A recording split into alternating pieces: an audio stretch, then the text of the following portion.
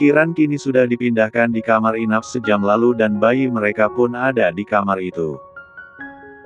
Ia duduk bersandar di ranjang rumah sakit dengan kedua tangannya yang memeluk lembut bayinya yang baru saja lahir.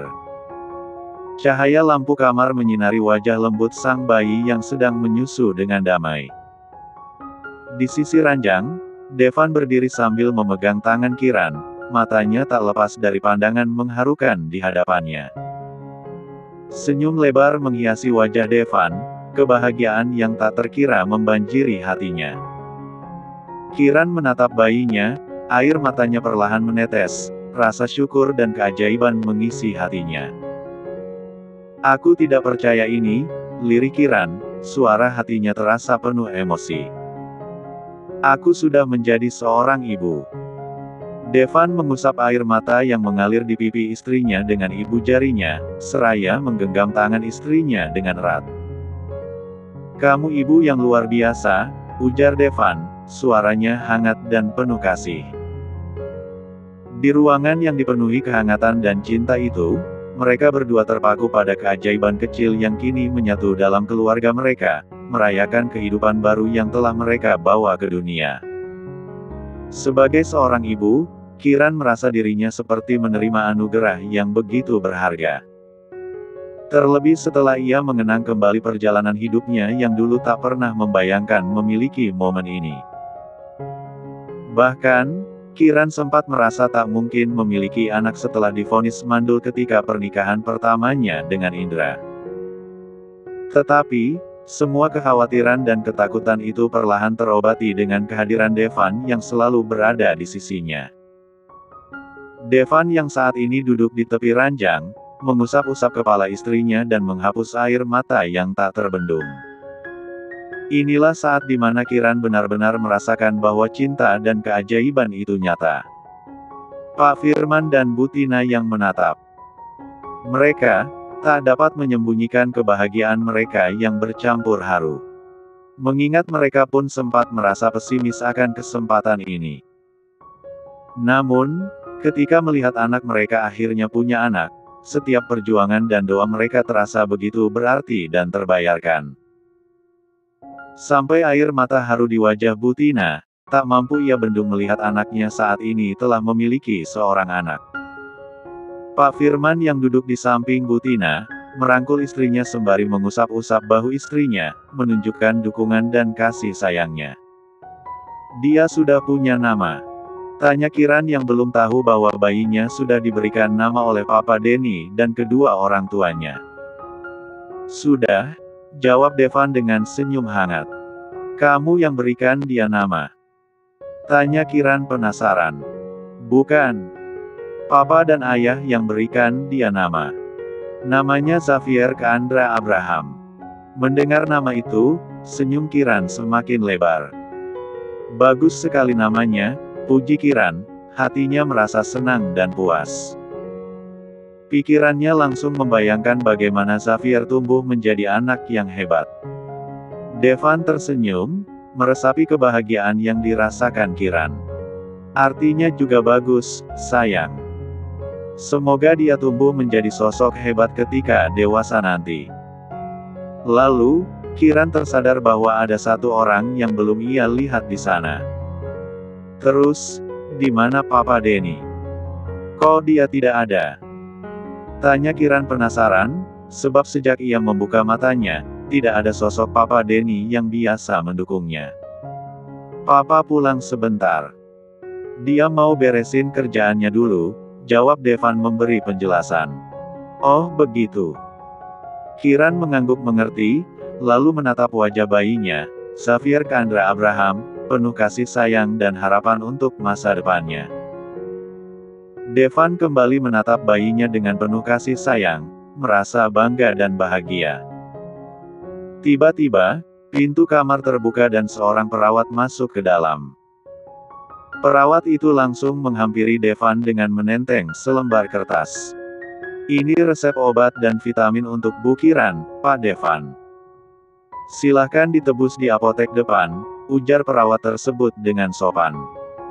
Terima kasih, balas Devan, sambil meraih kertas resep dari perawat tersebut. Perawat tersebut meninggalkan kamar setelah menyerahkan kertas resep pada Devan. Sedangkan Devan berpamitan kepada istrinya, Kiran, dan kedua mertuanya yang sedang duduk di sofa kamar. Aku akan segera kembali, iya. Aku akan secepat mungkin menebus obatnya, ucap Devan sambil tersenyum kepada mereka. Kiran mengangguk tersenyum melihat suaminya. Lalu, Devan keluar dan dengan langkah tegap, Devan melintasi koridor rumah sakit yang tenang, menuju ke arah apotek. Dalam perjalanannya, pikirannya tak henti-hentinya memikirkan istrinya yang baru melahirkan dan anak kecil mereka yang masih bergantung pada kasih sayang orang tuanya. Aku akan selalu ada untukmu Kiran, baik di saat bahagia maupun sedih. Kita akan melalui semua ini bersama, gumam Devan dalam hati, sambil melangkah menuju apotek untuk menebus obat Kiran. Tak lama kemudian, Devan kembali ke dalam rumah sakit, lenggang-lenggok langkahnya tampak ragu dan cemas. Yang tak disadarinya, di sudut lorong yang sama, Indra juga sedang berada di rumah sakit tersebut. Indra tengah mengurus tes DNA untuk putrinya, berharap bisa membuktikan bahwa putri kecil itu adalah darah dagingnya bersama Istari, bukan hasil perselingkuhan istrinya dengan pria lain. Namun, takdir berbicara lain, ketika pandangannya menangkap sosok Devan. Devan sama sekali tidak menyadari keberadaan Indra di sana. Kenapa Devan ada di sini? Batin Indra heran, rasa penasarannya kian memuncak. Devan terlalu fokus memikirkan istri dan bayi mereka sehingga tak sempat melihat ke sekitar. Di kejauhan, Indra melihat Devan berjalan menuju sebuah kamar inap. Dalam hati, Indra bertanya-tanya apa yang sebenarnya terjadi. Mengapa keponakannya itu ada di rumah sakit? Apa ada sesuatu yang tidak beres? Indra tidak dapat menahan rasa penasarannya, hingga akhirnya memutuskan untuk mengikuti langkah Devan. Tanpa sepengetahuan Devan, Indra mengendap-endap, berharap mendapatkan jawaban atas teka-teki yang sedang menghantuinya. Devan. Pada akhirnya, Indra menunjukkan dirinya ketika Devan meraih gagang pintu untuk masuk ke dalam. Devan menoleh ke arah suara yang sedang memanggilnya. Ia sedikit kaget melihat omnya di sana tapi ia sama sekali tak takut melihat Indra. Om ada di sini. Kening Devan mengerut, merasa penasaran melihat Indra ada di rumah sakit ini. Ya, ada keperluan. Terus kamu sendiri sedang apa di sini? Tanya Indra semakin penasaran. Kiran melahirkan anak kami. Devan tampak biasa saja ketika menjawab Indra. Berbeda dengan Indra yang malah terkejut. Apa? Melahirkan? Tentu saja. Kenapa Om malah kaget begitu? Bukannya sudah tahu kalau Kiran hamil anakku? Sekarang anak kami sudah lahir dan ada di dalam. Kalau Om mau memberikan kami selamat, aku akan mengizinkan Om masuk ke dalam tapi kalau Om cuma mau buat kacau, aku tidak akan izinkan, tegas Devan. Indra terlalu kaget mendengar Kiran melahirkan anaknya Devan hingga ia terdiam kaku di sana. Devan yang melihatnya, tak peduli. Ia kembali meraih gagang pintu itu lalu masuk ke dalam dan menutup kembali pintunya rapat-rapat. Indra masih terdiam di luar kamar inap Kiran, tak mampu melangkah pergi. Ia terduduk dengan kepala tertunduk, mendengar suara tawa di dalam kamar yang begitu mengiris hati. Bahkan suara tangisan bayi mungil Kiran dan Devan terasa seperti cambuk bagi dirinya. Indra menyesal atas keputusan bodohnya menceraikan Kiran hanya karena vonis mandul dari dokter. Ia tak pernah membayangkan bahwa ia akan mendengar suara anak dari mantan istrinya. Sementara kehidupan Indra saat ini tengah di ujung jurang kehancuran. Kenapa aku begitu mudah percaya pada vonis dokter? Dan hidupku tak seburuk ini jika aku tidak meninggalkan Kiran. Gumam Indra dalam hati. Tiba-tiba anak perempuannya yang baru berusia 10 bulan menjadi pikirannya, membuat kesedihan semakin menggelayut. Ia bahkan ragu apakah itu benar-benar anaknya, dan ia datang ke rumah sakit ini untuk tes DNA. Betapa ironisnya ketika ia tak sengaja mengetahui Kiran sudah melahirkan bayi, hingga ingatan masa lalunya dengan mantan istrinya seakan-akan mempertontonkan kembali. Tak lama, Indra meninggalkan tempat itu dengan perasaan sedih dan menyesal. Di koridor rumah sakit, Indra bertemu dengan dokter yang membantunya melakukan tes DNA. Hasilnya belum bisa diambil Pak Indra. Mungkin 4 hari ke depan, baru bisa keluar hasilnya, jelas dokter tersebut pada Indra. Indra tidak bicara. Ia hanya mengangguk melihat dokter tersebut. Ia terlalu sedih saat ini hingga tak punya semangat untuk bicara apapun pada siapapun. Ia kembali berjalan setelah pamit pada dokter itu. 2 hari kemudian, Kiran dan bayinya akhirnya diizinkan keluar dari rumah sakit oleh dokter. Akhirnya, kita bisa pulang, gumam Kiran lega.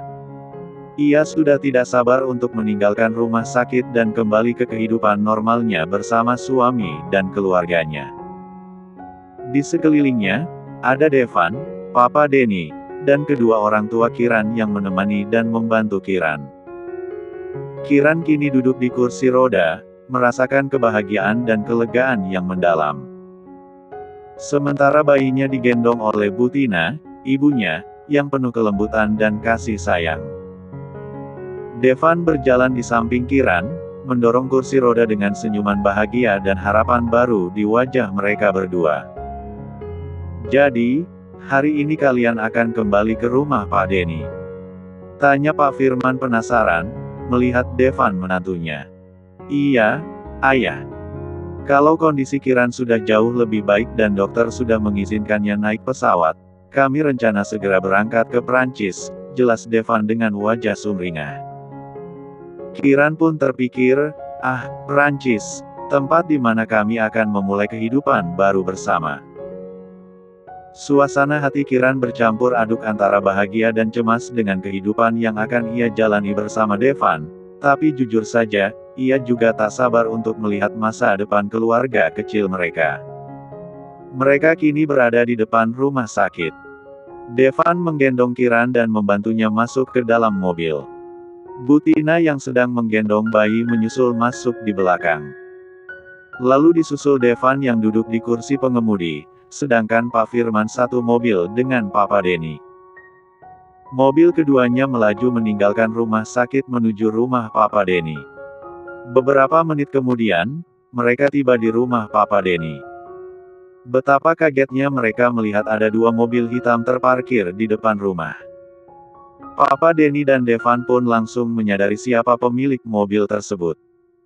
Mama datang, Ki, ungkap Devan dengan raut wajah yang penuh kekhawatiran. Dia tahu akan ada masalah jika ibunya tiba-tiba muncul di sana. Apalagi dengan adanya 2 pengawal yang berdiri di depan pintu rumah, kehadiran ibunya kali ini akan menciptakan kekacauan. Kiran merasa tidak tenang dengan kehadiran Jenar di sini. Tidak pernah Kiran bayangkan bahwa dia akan bertemu dengannya, apalagi dalam situasi seperti ini. Kepala Kiran langsung berkecamuk, apa yang akan dia perbuat? Mobil Papa Denny yang berada di belakang, kemudian berhenti. Segera Papa Denny turun dari mobil dan berlari menghampiri Devan. Devan menurunkan kaca mobil, dan memperhatikan papanya yang hendak menyampaikan sesuatu. Devan, kamu jangan turun dulu. Biar papa yang temui mamamu, ucap Papa Denny. Devan mengangguk, wajahnya tampak cemas. Tanpa ragu, Papa Denny pun berjalan dengan cepat mendekati mantan istrinya. Jenar, seru Papa Denny berjalan menghampiri mantan istrinya yang berdiri di teras rumah. Mama Jenar memutar tubuhnya ke arah Papa Denny. Dia menatap Papa Denny dengan tatapan serius. Kenapa kau bisa masuk ke rumahku? Tanya Papa Denny heran melihat mantan istrinya bisa masuk ke dalam sampai berdiri di teras. 2 pengawalku yang membuka gerbangnya, dan aku datang untuk menemui anakku.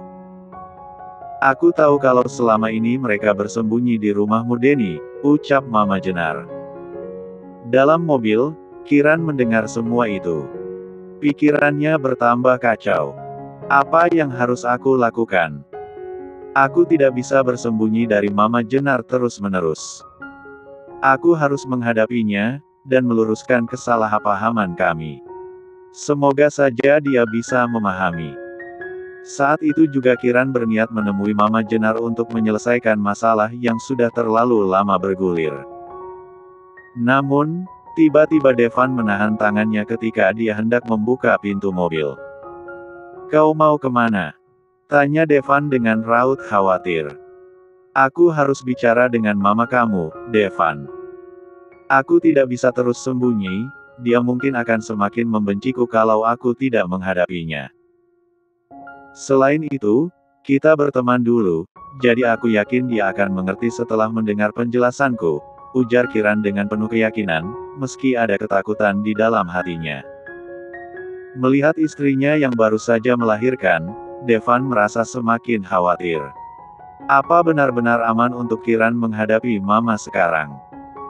Apa yang akan terjadi padanya jika Mama marah dan tak dapat menerima penjelasan Kiran? Bagaimana aku harus melindungi istriku?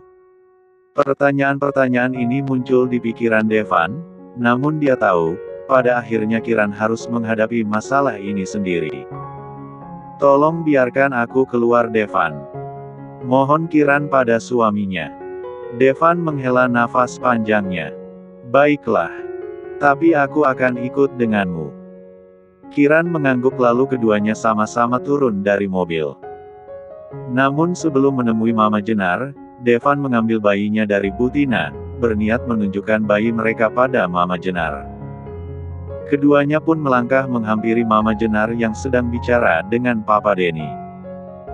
"Mbak Jenar," panggil Kiran dengan suaranya yang lembut. Mama Jenar dan Papa Denny sama-sama menoleh melihat Devan dan Kiran. Raut wajah mereka tampak sedih seolah ada sesuatu yang terjadi. Dengan ekspresi sedih, Mama Jenar berjalan mendekati Kiran. "Kiran," lirihnya. Kiran langsung meraih kedua tangan Mama Jenar dan kepalanya seketika tertunduk. "Maafkan aku, Mbak. Maafkan aku." Kiran menangis dengan wajah tertunduk di depan Mama Jenar. Kedua tangannya masih memegang tangan Mama Jenar. Mama Jenar ikut menangis tapi dia berusaha untuk tidak mengeluarkan suaranya. "Kau jahat sekali. Jahat sekali, Kiran." Meski sedang mengumpat tapi suara Mama Jenar terdengar pelan seperti biasanya dia bicara dengan Kiran. Denny yang melihat mereka berdua, hanya bisa mendesah panjang. Begitu juga dengan Devan yang awalnya khawatir pada ibunya yang mungkin akan membuat masalah untuk Kiran.